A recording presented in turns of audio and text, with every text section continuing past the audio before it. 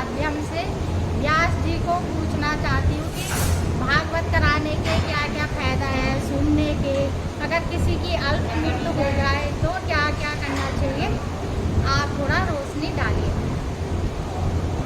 कृष्णाय वासुदेवाय हरे परमात्मने क्लेशनाशाय गोविंदाय नमः।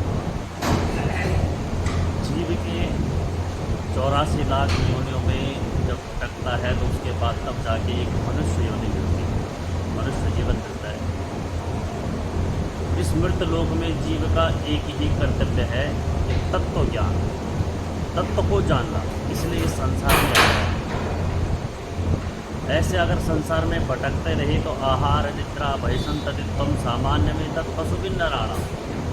हम आए हैं, आकर के यहाँ खाया सोया बाल बच्चों के साथ रहे, उसके बाद इस संसार से चले गए। हमने क्या किया? केवल खाना सोना और बाल बच्चों के साथ रहकर संसार से चला जाना यही जीवन है? नहीं, ये जीवन नहीं है। हम यहाँ आए हैं उस परमात्मा को पाने के लिए और उस तत्व को जानने के लिए। तो हम ये जीवन तत्व का पता कहाँ चलेगा? बोले जब सत्संग मिलेगा। सत्संग कहाँ मिलेगा?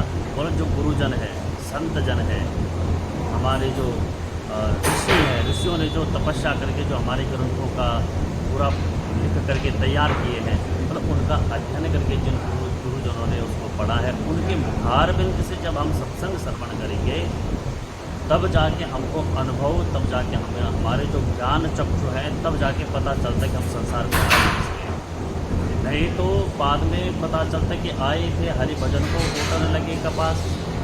और हमने जीवन इस संसार में जन्म लिया है और उसके बाद हमने जन्म लेकर के जब इस संसार से ऐसे समय को व्यतीत करके चले गए तो बोला हम क्या फ़ायदा हुआ यहाँ आकर के। इसलिए हम इस संसार में आए हैं तत्व को जानने के लिए।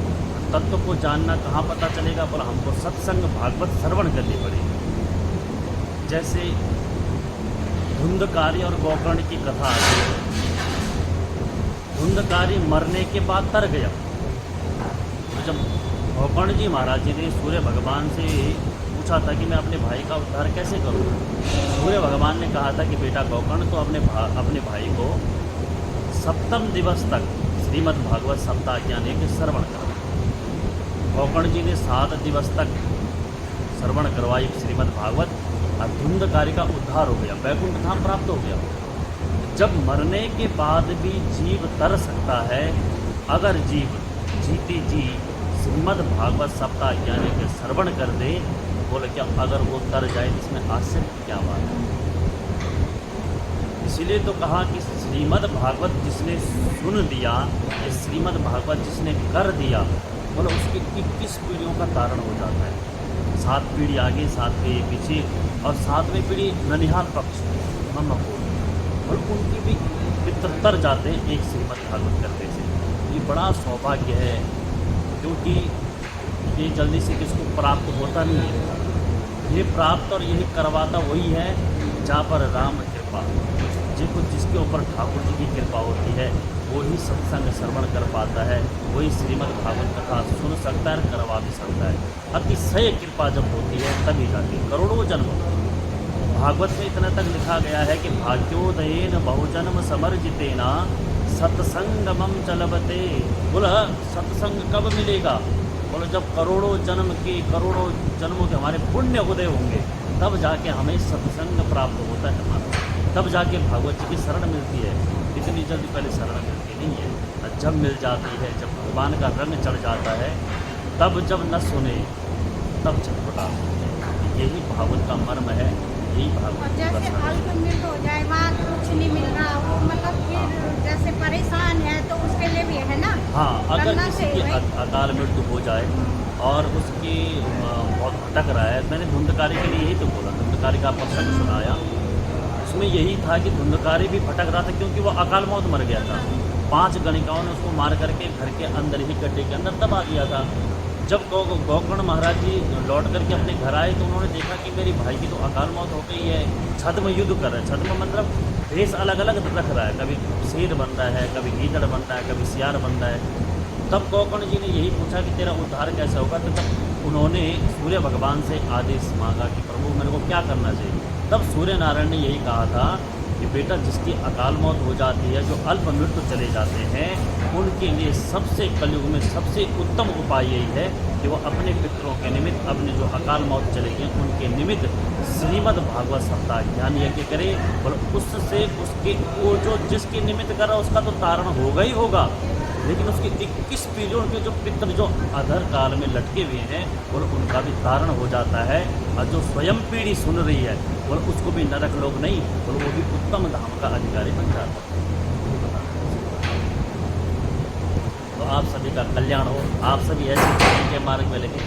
और हमारे जो बुआ जी हैं तो परम भक्त हैं और हर जगह धर्म का प्रचार करते रहते हैं। इनके लिए मैं बहुत बहुत साधुवाद, बहुत बहुत आशीर्वाद और ठाकुर जी से यही कामना करूँगा कि बुआ जो की खूब लंबी आयु हो और स्वस्थ रहे, भगवान की कृपा इनके ऊपर बने रहे, क्योंकि धर्म का प्रचार करना ही सबसे उत्तम कार्य है। ये भी एक सत्संग है।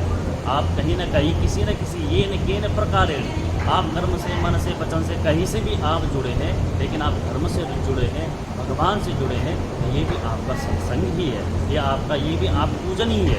समझ रहे हैं, आप भगवान का प्रचार कर रहे हैं, आप धर्म का प्रचार कर रहे हैं, ये भी एक सत्संग है, ये भी पूजा है। तो आप बहुत अच्छा काम कर रहे हैं। और मैं सभी इनके व्यूवर्स से यही कहूँगा कि इनको सब्सक्राइब करें, लाइक करें और इनको खूब शेयर भी करें, क्योंकि ये अच्छी चीज़ें और हमारी संस्कृति को खूब बढ़ावा देते हैं। इनकी खूब लंबी आयु के लिए मैं भगवान से यही प्रार्थना करता हूँ। जय श्री राधे। और मैं अपने चैनल के माध्यम से अपने भतीजे को आशीर्वाद, माँ भुवनेश्वरी का आशीर्वाद मेरे भतीजे पर बना रहे, दिन दूनी रात चौगनी तरक्की करे। और हम बहुत बहुत शुक्रगुजार हैं कि मैं इनकी बुआ हूँ और ये हमारे कुल में व्यास जी ने जन्म लिया, हमारे पूरे कुल का उद्धार हो चुका है। मैं मतलब मन से इतना खुश होती हूँ। मैं उस पर देखती थी, पहले मेरा अपना भतीजा है लेकिन मिल नहीं पाते थे, कभी नहीं मिल पाते थे। और जो है कि फेसबुक पे देखती थी ना, तो मुझे ये नहीं था कि कभी मैं सामने से सुनूंगी। और मेरी आप लोगों को पता है कितनी तबीयत खराब रहती है, लेकिन मैं अपने भतीजे के लिए हमेशा मतलब मैंने कहा मैंने जाना है। इधर उधर लोगों से भी बोला कि चलो भाई चलो भाई चलो, जो नहीं आ पाए उनकी कोई मजबूरी रही होगी, है ना, ऐसे भी नहीं बोल सकते हम कि क्यों नहीं आए।